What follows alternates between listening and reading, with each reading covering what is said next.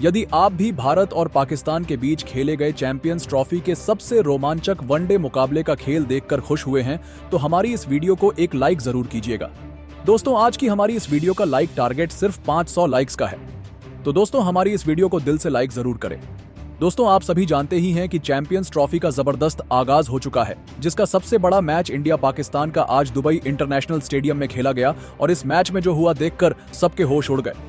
तो दोस्तों, बताने जा रहे हैं आपको इस वीडियो में मैं दोनों ही टीम के बीच खेले गए इस कांटे के वनडे मुकाबले का पूरा रोमांचक हाईलाइट। उससे पहले यदि आपने अभी तक हमारे चैनल को सब्सक्राइब नहीं किया है तो सब्सक्राइब जरूर कर लें। क्रिकेट से जुड़ी ऐसी ही ताजा अपडेट पाते रहने के लिए तो दोस्तों, भारत और पाकिस्तान के बीच यह ऐतिहासिक मुकाबला दुबई क्रिकेट स्टेडियम में खेला गया, जहां टॉस के लिए सिक्का उछाला गया तो सिक्का पाकिस्तान के पक्ष में गिरा। जहां टॉस जीतकर पाकिस्तान के कप्तान मोहम्मद रिजवान ने पहले बल्लेबाजी करने का फैसला लिया और भारतीय टीम को गेंदबाजी के लिए आमंत्रित किया था, जिसके बाद पाकिस्तान की टीम तरफ से पारी की शुरुआत करने साउद शकील और बाबर आजम की जोड़ी मैदान में उतरी। जहां भारतीय टीम की तरफ से पहला ओवर मोहम्मद शमी को सौंपा गया, जिसकी आखिरी गेंद पर बाबर ने एक बेहतरीन चौका लगाकर शानदार शुरुआत करी।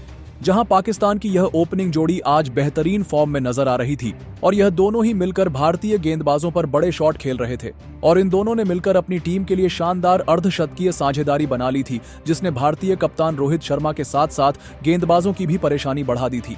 जहां बाबर आजम का बल्ला जमकर बोल रहा था और उन्होंने इस मुकाबले में अपना बेहतरीन अर्धशतक पूरा किया और 10 ओवर में अपनी टीम को 75 रन के पार पहुंचा दिया था। जहां इन दोनों के बीच 81 रनों की साझेदारी हो चुकी थी और इस साझेदारी को 11वां ओवर लेकर आए कुलदीप यादव ने तोड़ा और ओवर की 5वीं गेंद पर शकील को रविंद्र जडेजा के हाथों कैच आउट करवाकर पवेलियन की राह पकड़ाई। शकील 26 रन बनाकर आउट हुए, जिसके बाद बाबर का साथ निभाने मोहम्मद रिजवान मैदान में उतरे और उन्होंने बाबर के साथ मिलकर बेहतरीन साझेदारी बनाना शुरू कर दिया था। जहां सेट हो चुके बाबर बड़े शॉट खेल रहे थे और दोनों ने मिलकर अपनी टीम को 100 रनों के पार पहुंचाया। लेकिन तभी पाकिस्तान की टीम को दूसरा झटका लगा और 16वां ओवर लेकर आए रविंद्र जडेजा ने दूसरे सलामी बल्लेबाज बाबर को हार्दिक पांड्या के हाथों कैच आउट करवाकर पवेलियन का रास्ता दिखाया। बाबर 65 रन बनाकर आउट हो गए, जिसके बाद रिजवान का साथ निभाने फखर जमान मैदान में उतरे और इन दोनों ने भी मिलकर एक बेहतरीन साझेदारी बनाना शुरू कर दिया था। जहां सेट होने के बाद अब यह दोनों भी बड़े शॉट खेल रहे थे और इन दोनों के बीच भी बेहतरीन अर्धशतकीय साझेदारी हो चुकी थी और इन्होंने अपनी टीम को 150 रनों के पार पहुंचा दिया था।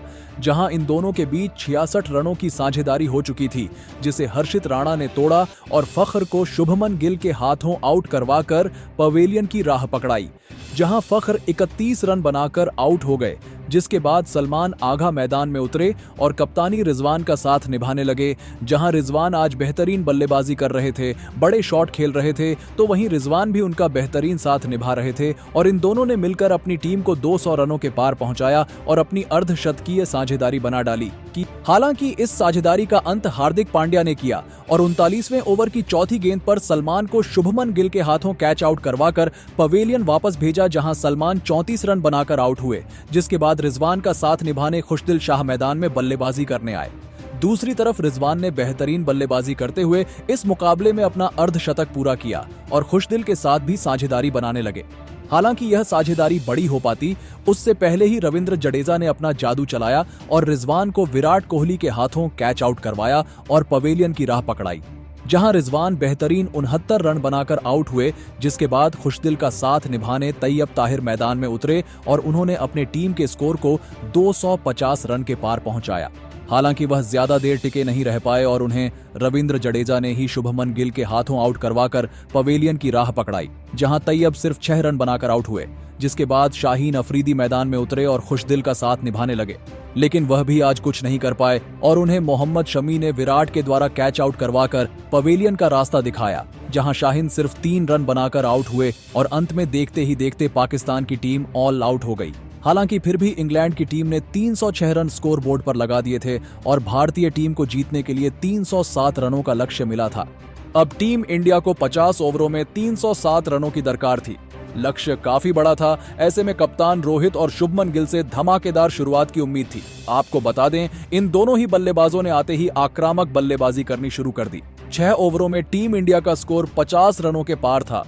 इन दोनों ने पाकिस्तान को हक्का बक्का कर दिया था। ऐसा लग रहा था कि यह दोनों बल्लेबाज इस मुकाबले में पाक गेंदबाजों पर जरा भी तरस नहीं खाएंगे, लेकिन 7वें ही ओवर में भारत को तगड़ा झटका लगा और पिछले मैच के शतक वीर गिल 12 गेंदों का सामना करते हुए 20 रन बनाकर पवेलियन लौट गए।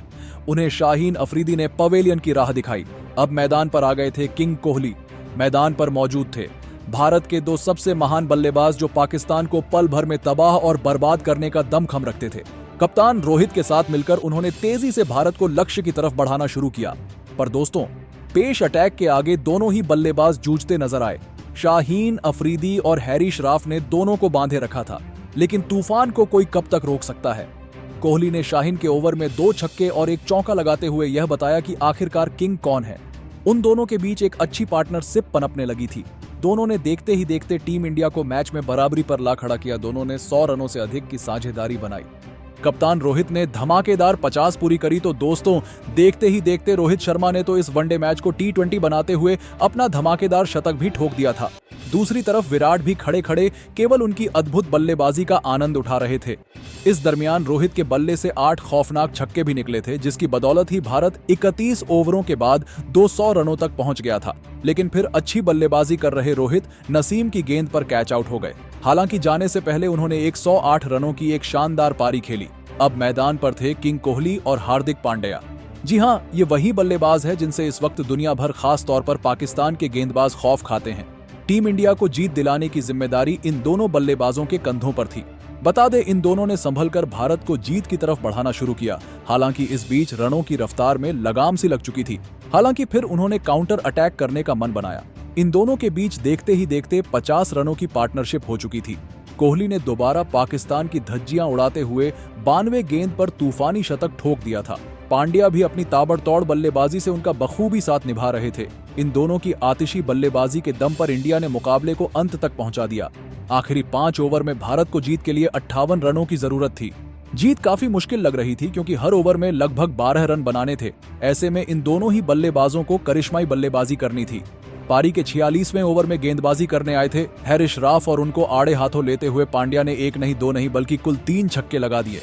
जी हां, पांड्या ने हैरिश के इस ओवर में 3 छक्के जड़कर कुल 19 रन बटोरे। यहां से प्रशंसकों को यह लगने लगा कि अब इस मुकाबले में टीम इंडिया जीत सकती है। पांड्या ऐसी बल्लेबाजी कर रहे थे जैसा किसी ने सोचा तक नहीं था। हालांकि फिर फहीम अशरफ के दम पर पाकिस्तान ने भी वापसी करी और 47वें ओवर में टीम इंडिया केवल 5 रन बना पाई थी। पर अब बारी थी किंग कोहली की। 18वें ओवर में गेंदबाजी करने आए थे पाकिस्तान के सर्वश्रेष्ठ तेज गेंदबाज शाहीन अफरीदी। और फिर क्या था, कोहली ने इस ओवर में अपनी क्लास दिखाई। अफरीदी ने कोहली को स्लोअर बॉल डाली और यहां उन्होंने कर दी बड़ी गलती, क्योंकि विराट को खराब गेंद डालना, वह भी उस समय जब विराट बाउंड्री का इंतजार कर रहे हो, किसी भी गेंदबाज को काफी महंगा पड़ सकता था। अफरीदी की उस गेंद को विराट ने सीधे स्टेडियम पार मारा। इतना ही नहीं, शाहीन अफरीदी के इस ओवर में 2 चौके और 1 छक्का लगाते हुए विराट ने कुल 18 रन बना डाले। भारतीय टीम तेजी से लक्ष्य की तरफ अग्रसर हो गई थी। अब भारत को आखिरी 2 ओवरों में जीत के लिए 25 रनों की दरकार थी, लेकिन पारी के 49वें ओवर में गेंदबाजी करने आए राफ ने केवल 6 रन ही दिए। जी हां, इस ओवर में दोनों ही बल्लेबाज कुछ खास नहीं कर पाए और भारत को आखिरी ओवर में जीत के लिए 19 रन बनाने थे। पाकिस्तान के सबसे खतरनाक गेंदबाज शाहीन अफरीदी आखिरी ओवर डालने के लिए आए और उनकी पहली ही गेंद पर विराट ने शानदार चौका लगाया।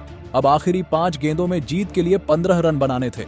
अभी भी जीत काफी दूर नजर आ रही थी, लेकिन अफरीदी की दूसरी गेंद पर भी विराट ने एक और चौका लगा दिया।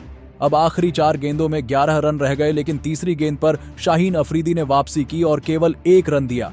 अब कुंग-फू पांड्या स्ट्राइक पर आ गए। अब 3 गेंदों में बनाने थे 10 रन। अफरीदी की चौथी गेंद पर हार्दिक ने एक्स्ट्रा कवर के ऊपर से शानदार छक्का लगाया। 2 गेंदों में 4 रनों की जरूरत थी। टीम इंडिया की जीत आसान लग रही थी, लेकिन वर्ल्ड क्लास गेंदबाज शाहीन अफरीदी ने वापसी की और एक ऐसी खतरनाक बाउंसर डाली जिस पर पांड्या कुछ खास नहीं कर पाए।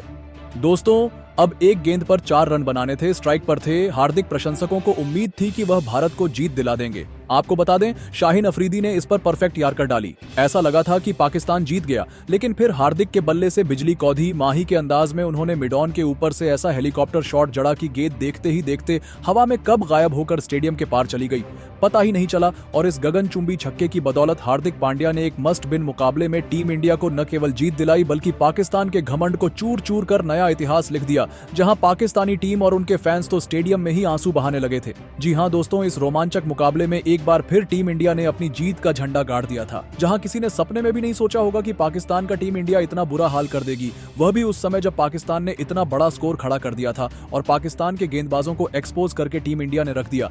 तो दोस्तों, कैसी लगी आपको टीम इंडिया की यह धमाकेदार जीत? आपको क्या लगता है कि टीम इंडिया क्या अब इसी तरीके से चैंपियंस ट्रॉफी भी अपने नाम कर पाएगी? अपनी कीमती राय नीचे कमेंट करके जरूर बताइए और ऐसी ही नई नई और धमाकेदार खबरें सबसे पहले जानने के लिए हमारे इस वीडियो को लाइक और चैनल को सब्सक्राइब करना बिल्कुल भी ना भूले। धन्यवाद।